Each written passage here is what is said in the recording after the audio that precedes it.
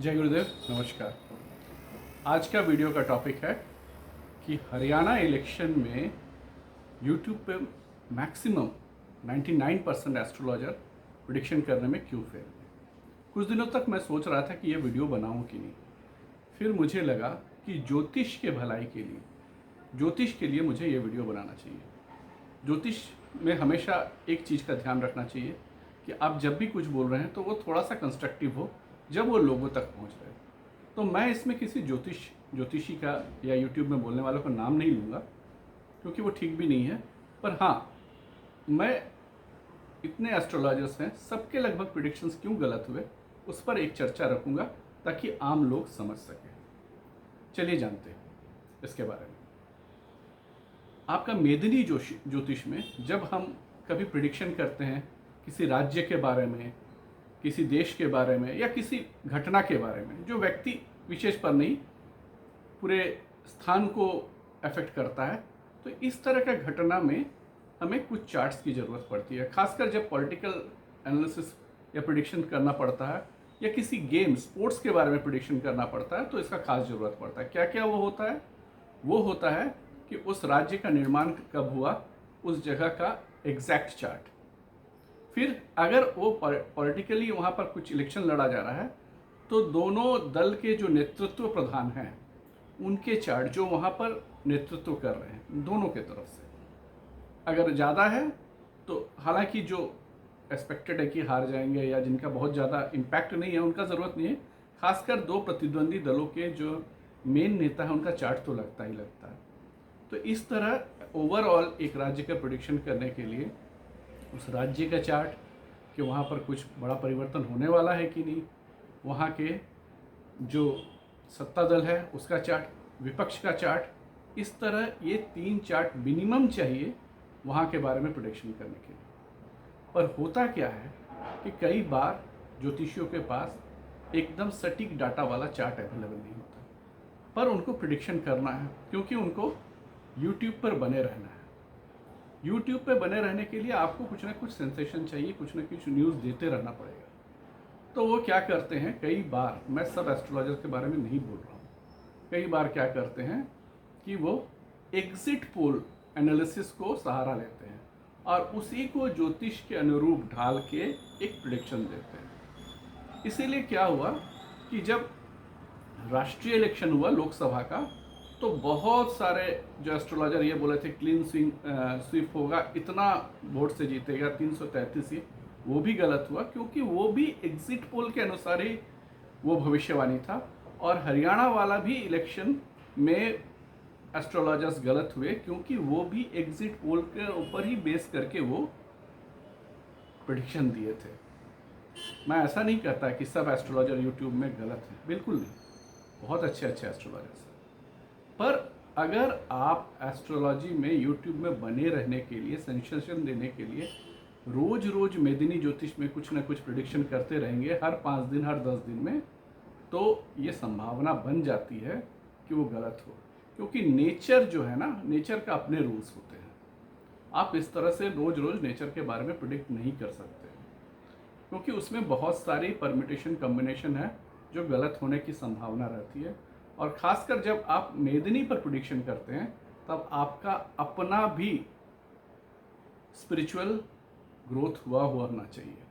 देखिएगा, कई बड़े बड़े सन्यासी, महात्मा, स्वामी जी, ये लोग भी जो है देश और काल के प्रति भविष्यवाणी करने से थोड़ा बचते हैं, क्योंकि उनको पता है कि इस तरह की भविष्यवाणियाँ लोगों में एंग्जाइटी लाती है। दूसरी बात, चार्ट मिल जाने के बाद भी कई बार चार्ट एनालिसिस में हड़बड़ी होती है।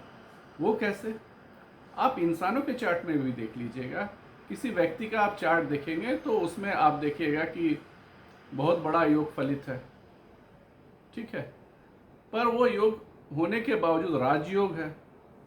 वो आदमी क्या कर रहा है? वो ऑटो चला रहा है, ठीक है। गजकेसरी योग है, आदमी ऑटो चला रहा है, ठीक है।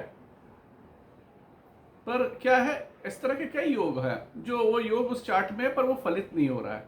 क्यों नहीं फलित हो रहा है? कि सिर्फ 2 प्लैनेट्स का आपस का कॉम्बिनेशन होने से ही नहीं हो जाता है।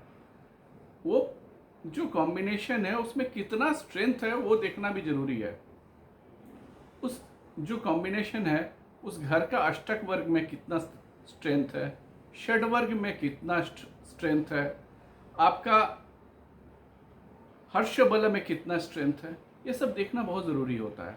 साथ साथ वो घर में वो डेबिलिएटेड है या एग्जॉल्टेड है वो प्लैनेट, ये भी देखना जरूरी है। वो सुप्तावस्था में तो नहीं है, ठीक है ना। गजकेसरी योग में कोई बहुत बड़ा पॉलिटिशियन बन रहा है, कोई बहुत बड़ा स्पोर्ट्समैन बन रहा है और कोई ऑटो चला रहा है, तो ये होता है।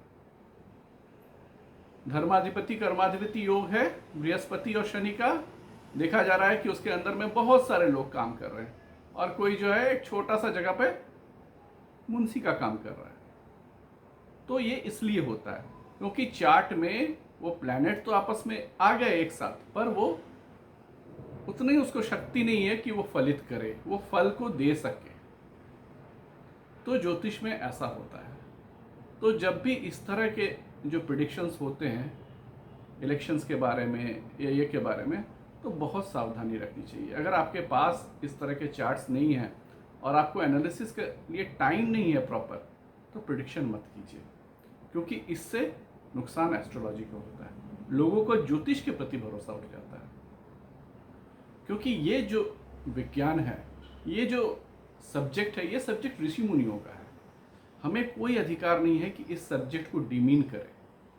ये महर्षि पराशर का विद्या है, महर्षि अगस्त्य का विद्या है, नारद का विद्या है। रावण जी भी नहीं रावण संहिता में इस विद्या को दिया, और भी कई ऋषि है जो इस पे कई कमेंट्रीज लिख चुके हैं। तो और ये फलित नहीं होगा ऐसा हो ही नहीं सकता। ये सारा चीज़ें फलित होती है, कमी हम लोगों में है कि हम चार्ट को सही से देख पाते हैं कि नहीं। इसीलिए YouTube के होड़ में इस तरह के प्रिडिक्शंस करना सही नहीं है। तो यही वजह है कि रोज रोज का मेदिनी ज्योतिष का प्रिडिक्शंस में इस तरह के प्रिडिक्शंस गलत होने के बहुत संभावना रहते हैं। तो यही था कि हरियाणा के इलेक्शन में मैक्सिमम एस्ट्रोलॉजर क्यों गलत हुए। तो इस तरह के प्रिडिक्शंस देखने के पहले आप लोग ध्यान रखिएगा। और उनके साथ भी होता ये है कि वो एक महीना में कम से कम 20 एपिसोड बनाते हैं अलग अलग प्रिडिक्शंस पे। तो 20 एपिसोड बने कम से कम, उसमें अगर वो 30 प्रिडिक्शन दिए, 40 प्रिडिक्शन दिए बड़े बड़े, तो उसमें हो सकता है 7-8 प्रिडिक्शन सही हो जाते हैं। तो ये भी एक बात है कि हाँ हाँ भाई ये मेरा सही हो गया, पर आप देखिए कि आपका कितना प्रिडिक्शंस उसमें गलत भी हो रहा है। तो ज्योतिष को बचाने के लिए इस तरह के प्रिडिक्शंस ना करें तो ये ज़्यादा अच्छा है। ये मेरा नम्र निवेदन है कि इस तरह के प्रिडिक्शंस नहीं होने चाहिए।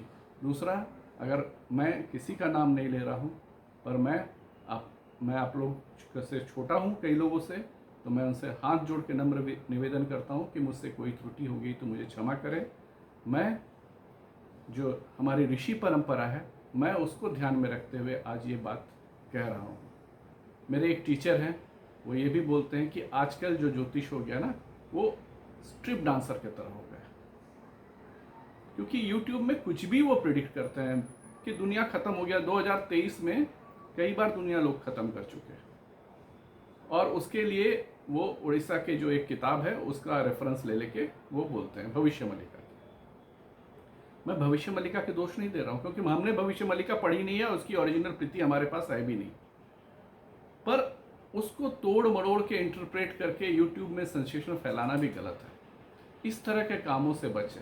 और भविष्य मल्लिका को फिर ज्योतिष के साथ एसोसिएट करके फिर प्रिडिक्शन करना और 10 एपिसोड चलाना और लाखों के सब्सक्राइबर बनाना, वो भी गलत है। तो इस तरह की चीज़ों से ज्योतिषियों को बचना चाहिए, हम ज्योतिषियों को भी बचना चाहिए जो प्रिडिक्शंस करते हैं, जो इसमें रिसर्च कर रहे हैं, और आम लोगों को भी जो सेंसेशन के प्रिडिक्शंस देखते हैं, उनको भी इस तरह के प्रिडिक्शन से दूर रहना चाहिए। तब क्या होगा कि आपको सही प्रिडिक्शंस मिलेंगे। और ज्योतिष का प्रिडिक्शंस डराने के लिए नहीं होता है, सावधानी के लिए होता है कि हम प्रिपेयर रहें। ज्योतिष मतलब ईश्वर का ज्योति, वो कभी नहीं डराएगा, वो आपको सावधान करेगा। तो इस तरह के प्रिडिक्शन से बचें और सावधान रहें। आज का एपिसोड इतना ही। नमस्कार।